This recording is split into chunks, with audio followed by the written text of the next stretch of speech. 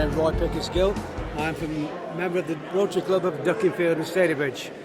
6 months ago, I heard Erinma speaking at the Glossop Rotary Club about her work and everything she's been involved in with charisma, and we're so very impressed.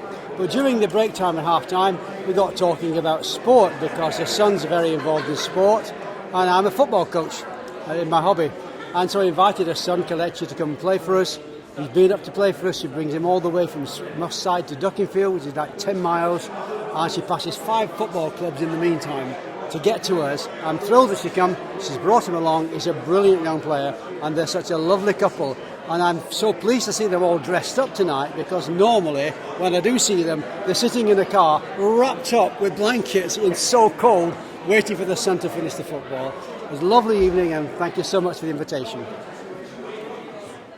I mean, it's a really important day in the calendar, and particularly as an employer of 10,500 people in Greater Manchester Police, many of whom are women, and many of our senior leaders are women actually, and we have been celebrating International Women's Day.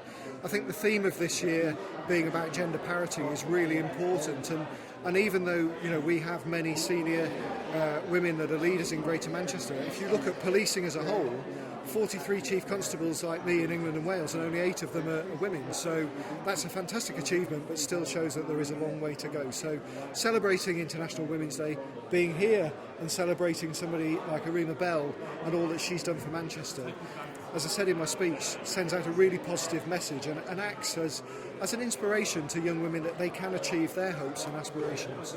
Yeah, absolutely. She's now immortalised in gunmetal, which is a very positive message, and one, I suppose, that really we do value women, but not as much as we should in society, but certainly in the role of peace and conflict resolution.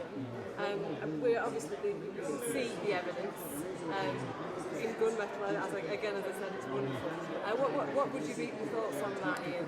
Well, I mean, the sculpture itself is a wonderful work of art. Karen Lyon, the artist, has produced an absolutely stunning sculpture of Erinma, and it's as full as life as Erinma is. She's just brought out all of Erinma's great energy and great vitality, and but I think the fact that it is made from gunmetal, from melted down guns that were seized on the streets of Greater Manchester, sends out a really strong and positive message that out of things that are so destructive to individuals, to families, to communities, can come something that is beautiful and, as I say, does give hope and aspiration.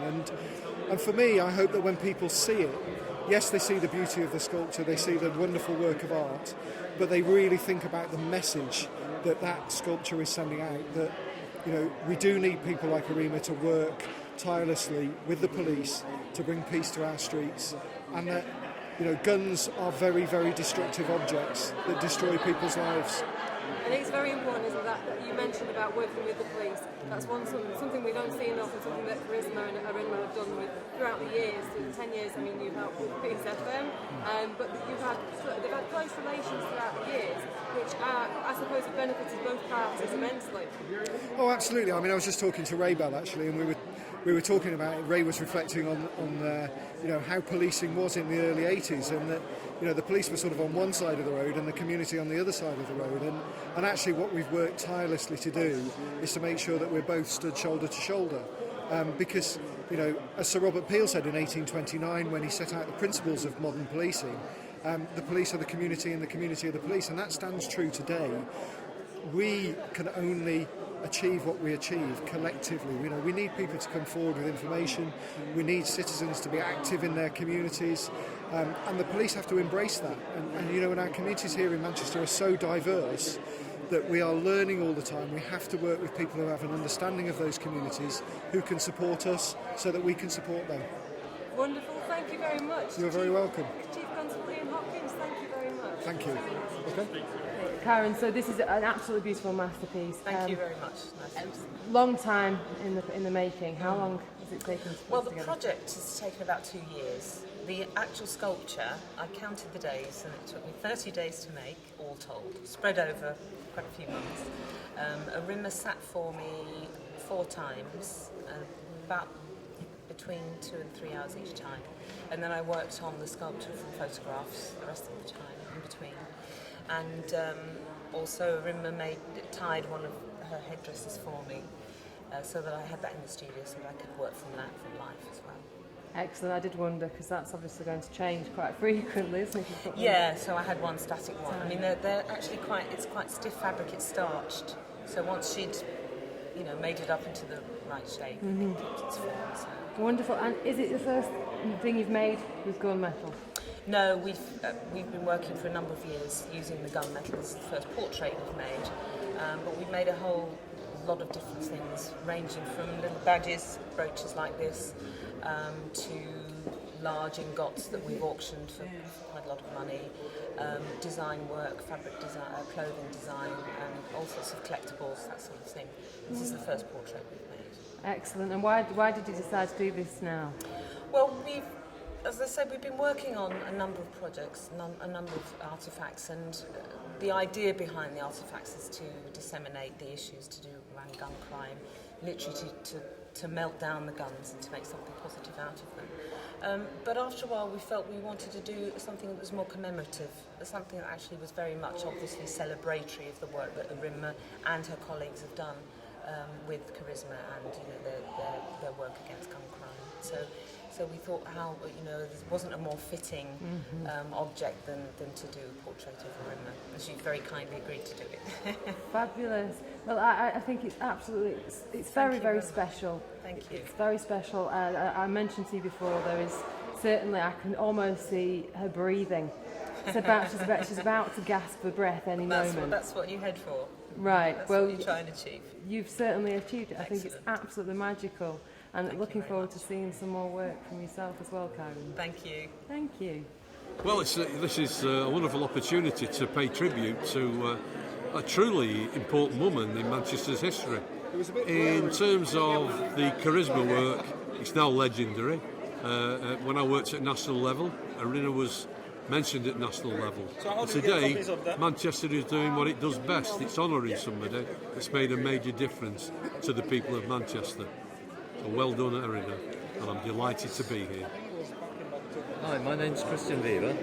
I'm a Deputy Lieutenant and I sit on Crime Stoppers Board with Erinma, and it's a big day for us because obviously Erinma, all her work in Ross Side over the years regarding anti-gun has now been finally celebrated in this sculpture, which is a magnificent piece of work made from melted down guns, and the whole symbolism that is superb. And we are very hopeful that one day the resting place for that sculpture will be in the sculpture entrance of the town hall, which is wonderful. And of course, being International Women's Day is a double celebration today for the work that Erinma has done. So it's a pleasure to be here, and we wish her and her future good luck.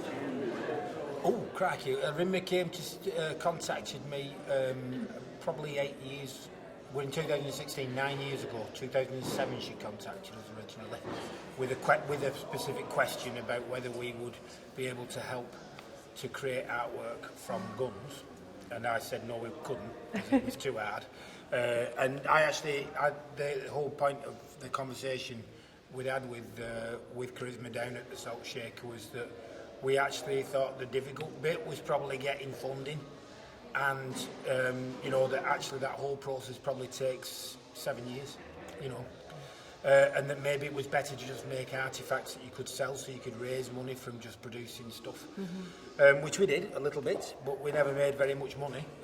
We made quite a few little bits of artefacts over the time, and now we found ourselves in a position where we can make sculpture out of it and literally melt it down and make sculpture out of it, which is a little bit different from most of the sculpture projects that involve weapons. A lot of those sculpture projects, Constable Carnaval in Mozambique, for example, welds weapons together. That's the throne of guns. So those examples exist across the world, and there are a lot of them, and people making art out of weapons from conflict. But in this instance, we're making sculpture or design artefacts or public monuments from weapons that are held in the police armoury, because they've been taken from the street environment, either through amnesty or through seizure.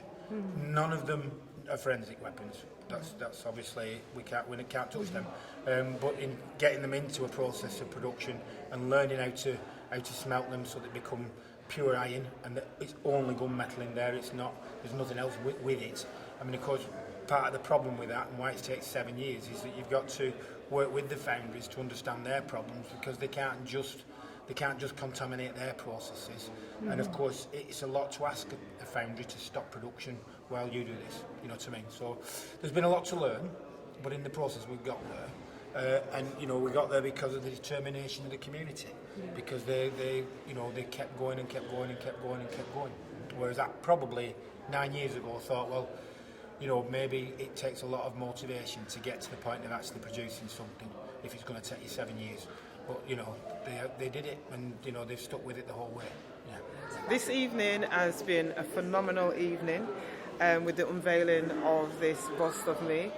And I think basically I would say what it means to me, it's like a change in history, a new paradigm in history, in that a tribute has been created of a woman that is still alive. And so it's really, for myself, it's really good to be able to be here and celebrate and actually see it, touch it, feel it.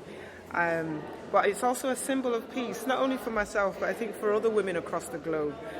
A symbol of peace on this International Women's Day, a symbol of peace for all those women that, you know, do work wanting peace, whether if it's in their neighbourhoods, in their families, in their community.